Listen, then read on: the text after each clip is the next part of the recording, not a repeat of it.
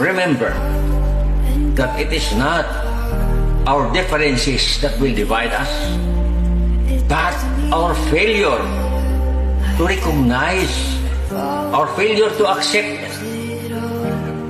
and harmonize these differences.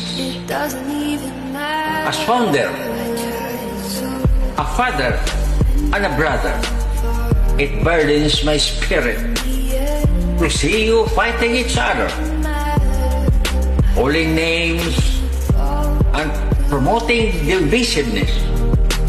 When this happens, nobody wins. Megans, I am calling each and everyone to reconcile, unite, and uphold our core mandate as a society. Lay down your guards and arsenals and extend your arms to a brother.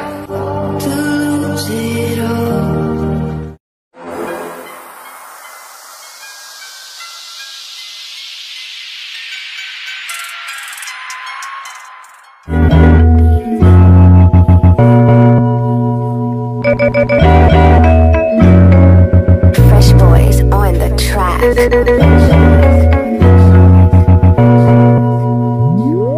Kamusta mga kumpare, kapatid, kaibigan? Ano na ang balita? May bago ba na Megan? Habang tumatagal, mas lalo pang lumalago ang pagsasamahan na kay tagal na nating binuo. Ito ay tagumpay para sa ating pagkakaisa, sumpaan nagsisimbolo ng rosas at ng agila. Hindi lang puro tapang, may kasama pang pagmamahal, at sana ang liwanag ay mas lalong tatagal. Ilang beses na akong nadapa na dyan pa rin kayo, dumaan at tagulan at kahit pa na bumagyo. Tinuruan maging matapang at paano bumayo, na bawat may problema dumating kailangan tumayo. Bawal ang pateka-teka o pakupal-kupal, walang lugar ang mahihina at mabagal-bagal. Wala kang mararating sa buhay mo kung puro asa lang, salitang inspirasyon at sinamahan ng dasal. Ganun pa man, salamat sa ating mga pinuno, at lalong-lalo na sa mahal nating supremo. O bilang mas kilala sa nagngangalang Ponsyano, marami akong natutunan sa pundasyong pinatayo mo. Salamat po Panginoon at sa mga biyaya, bukod sa di pinabayaan at ako'y malaya. Salamat din sa aking pangalawang pamilya na hindi ako iniwan simula pa noon. Kahit anong pagsubok ang tatahakin,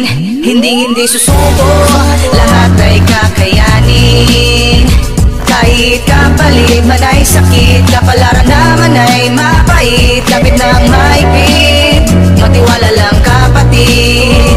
Kahit anong pagsubok ang tatahakin, hindi susuko, lahat ay kakayanin.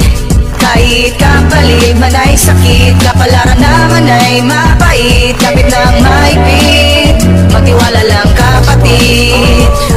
Ngayon naman ay nais ko namang ipakilala kung saan ako nanggaling at tinuring kong pamilya. Migano tao sa amin at hindi lang basta-basta, handa kaming tumulong kahit sa kaninong kapwa. Hindi rin sa nagmamayabang, kasing tigas man ang pato ang kapatid at kapit bisik, kasi nga Migano to. Habang buhay nadadaloy sa aming mga dugo, at kaya paninindigan ang Migalitos na ito. Ganon talaga, maangas man kami, tignan taas noon ang matikman ng hirap na sinimulan. Walang saysay kung puro ingay at pagyayabang kung ang kaluluwa at pagkatao mo'y walang kalaman-laman. Naaalala ko ang kwento doon sa may gitnang Luzon, 1,000 siya nadaan at 63 taon. Marami ang nagulat nung kumalat na parang ambon sa bawat sulok ng mundo kung saan naroroon. Migano, ano ba yung Migano? Madalas tinatanong na marami at kung sino-sino. Halika at sumama ka bang buhay ng pagkatao at mamulat na walang mali sa desisyon na ginawa mo.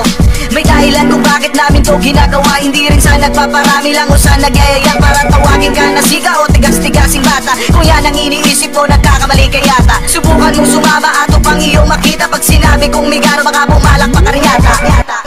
Make it on the single beat. Make it on the single beat. Make it on the single beat. Make it on the single beat. Kahit anong pagsubok ang tatahakin, hindi susuko, lahat ay kakayanin.